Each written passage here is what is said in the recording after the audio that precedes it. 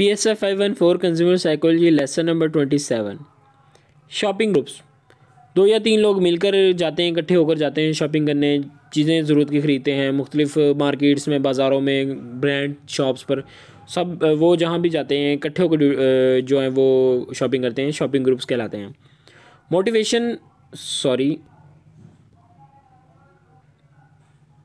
Motivation for shopping with purchase पैल्स। कह रहा है कि इसका क्या फ़ायदा है, जो लोग इकट्ठे होकर जाते हैं शॉपिंग करते हैं। सोशल मोटिव्स हैं, एक तो इकट्ठे टाइम स्पेंड हो जाता है, इंजॉय भी करते हैं लोग, और शॉपिंग के बाद लंच भी करते हैं। रिस्क जो होता है वो इस चीज़ का कम हो जाता है कि लोग जो है गलत डिसीजन ना ले लें। अगर एक बंदा गलत डिसीजन लेने लगता है तो जो उनके ग्रुप का दूसरा बंदा होता है वो उसको बता देता है कि ये चीज़ आप ना ख़रीदें, इस चीज़ का ये फ़ायदा नहीं है, इस चीज़ का ये नुकसान है। इसी तरह वही एरर जो हैं वो चीज़ों को ख़रीदने के एरर्स कम हो जाते हैं, और लोग जो हैं एक दूसरे बंदे के जो ग्रुप की शक्ल में अगर हों तो ज़्यादा कॉन्फिडेंस जो है वो फील करते हैं। इन होम शॉपिंग पार्टी। लोग एक घर में ख़रीदारी करने के लिए इकट्ठे होते हैं और एक स्पेसिफिक ब्रांड अपने प्रोडक्ट्स को शोकेस करता है उनके घर जाकर। लोग इससे सवालात करते हैं, चीज़ों के बेनिफिट्स, इनकी प्राइस वगैरह। ये एक फ़न का ज़रिया भी होता है। Customer referral programmes. इसमें एक मेंबर दूसरे इंडिविजुअल को ग्रुप का मेंबर बनने के लिए इनवाइट करता है। वर्क ग्रुप्स जो होते हैं, जो लोग इकट्ठे होकर काम करते हैं उनको वर्क ग्रुप्स कहते हैं। ये लोग भी जो हैं वो कंज्यूमर बिहेवियर, इनका भी काफ़ी जो गहरा असर है इस चीज़ के अंदर, क्योंकि एक दूसरे को देखते हैं वो कौन बंदा क्या चीज़ ख़रीद रहा है, क्या चीज़ इस्तेमाल कर रहा है, तो ये फिर इन्फ्लुएंस करते हैं एक दूसरे को। Formal and informal group. Formal group जो होते हैं वो आमतौर पर वो लोग होते हैं जो कि एक टीम का हिस्सा होते हैं, एक ऑर्गेनाइजेशन का हिस्सा होते हैं, इकट्ठे होकर एक काम करते हैं। इनफॉर्मल जो होते हैं वो इकट्ठे होकर ऐसे लोग जो काम तो नहीं करते इकट्ठे होकर, लेकिन ब्रेक टाइम में अपने फ़ारग टाइम में बैठकर गपशप करते हैं, इकट्ठे चाय पीते हैं, ये इनफॉर्मल ग्रुप्स होते हैं। वर्चुअल ग्रुप कम्युनिटीज़, जो वेब बेस्ड ग्रुप्स होते हैं, वेबसाइट्स पर ऑनलाइन ग्रुप्स जो बने होते हैं, ये वर्चुअल बेस्ड ग्रुप्स होते हैं। और यहाँ पे वही बात कर रहा है कि जो इंटरनेट्स के थ्रू ग्रुप्स बने होते हैं। ब्रांड कम्युनिटीज़, कुछ कल्चर जो कि अपने कल्चर्स और ट्रेडिशंस शेयर करती हैं, वो अमूमन कॉमन ब्रांड से ही प्रोडक्ट जो लेती हैं। कंज्यूमर एक्शन ग्रुप्स, ये ऑर्गेनाइजेशंस जो लोगों को अपनी प्रोडक्ट्स के राइट्स के लिए खड़ा करती हैं कि वो कह रहा है कि जो चीज़ें उनके लिए सेफ़ नहीं है, जो प्रोडक्ट सेफ़ नहीं है, प्राइस जिनकी फेयर नहीं है, यानी कि इसके अंदर ये देखा जाता है कि कौन कौन सी चीज़ें सेफ़ हैं उनके लिए, उनको प्रेफर किया जाता है, और प्राइस किनकी फेयर है। जितनी कॉस्ट उन चीज़ों पर आती है उस हिसाब से देखा जाता है कि प्राइस कहीं बहुत ज़्यादा तो नहीं लगाई हुई उन्होंने, ज़्यादा बेनिफिट तो नहीं कमा रहे, लोगों को लूट तो नहीं रहे। और ये देखा जाता है कि लोगों को अच्छे तरीके से ट्रीट किया जाता है। कस्टमर्स को जो सेल्समैन होते हैं वो उनके साथ किस तरह डील करते हैं।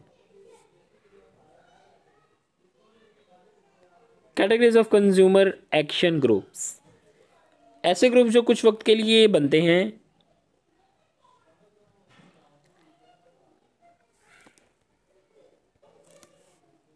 एक प्रॉब्लम को सॉल्व करने के बाद डिसॉल्व हो जाते हैं। इसके अंदर 2 कैटेगरीज है ना, एक जो है वो कुछ वक्त के लिए बनते हैं, प्रॉब्लम सॉल्व करते हैं और ख़त्म हो जाते हैं, और दूसरे कुछ जो हैं वो परमानेंट मौजूद रहते हैं और मुसलसल चेक एंड बैलेंस रखते हैं।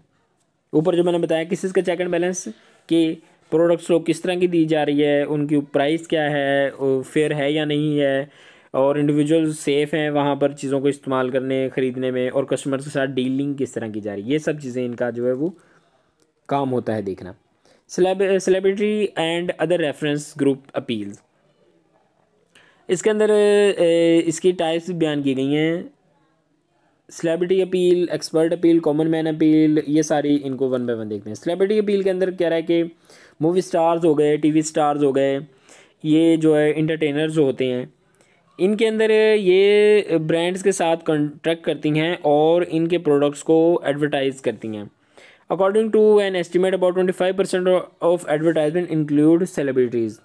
इसके बारे में आपको पता है कि नॉर्मली क्रिकेटर की बात कर लें या फिर मूवी स्टार्स होते हैं, वो ब्रांड एडवर्टाइजमेंट के अंदर आते हैं, तो उनका एक कॉन्ट्रैक्ट होता है कुछ अरसे का उस ब्रांड के साथ स्पेसिफिक। आगे है सेलिब्रिटी क्रेडिबिलिटी। दो चीज़ें इसमें अंदर के, सेलिब्रिटी एक जो है वो एक बंदा जो है वो सपोर्ट कर रहा है एक प्रोडक्ट को, वो प्रोडक्ट के बारे में कितना जानता है और वो उस प्रोडक्ट के बारे में क्या बात करता है, क्या दावा करता है उसके बारे में। Expert appeal.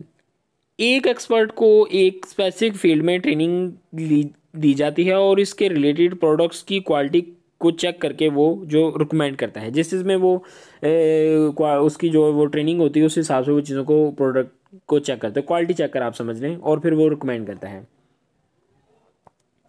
जिस तरह ऑयल की क्वालिटी जो है एक शेफ़ इंडोर्स करता है, टूथपेस्ट की क्वालिटी जो है एक डेंटिस्ट जो है वो चेक करता है, बताता है कि हाँ भाई ये क्वालिटी है इसकी अच्छी या नहीं। Common man appeals. एक बंदा एक प्रोडक्ट से सेटिस्फाई होता है तो वो दूसरों को भी इसके बारे में बताता है, और फलां बंदा फिर जो है एक बहुत ज़्यादा खुश हो एक प्रोडक्ट से, तो वो अपने दोस्तों को, घर वालों को भी बताएगा जाके कि ये चीज़ आप ख़रीदें, बहुत अच्छी है, मैंने इससे बड़ा फ़ायदा हुआ है मुझे।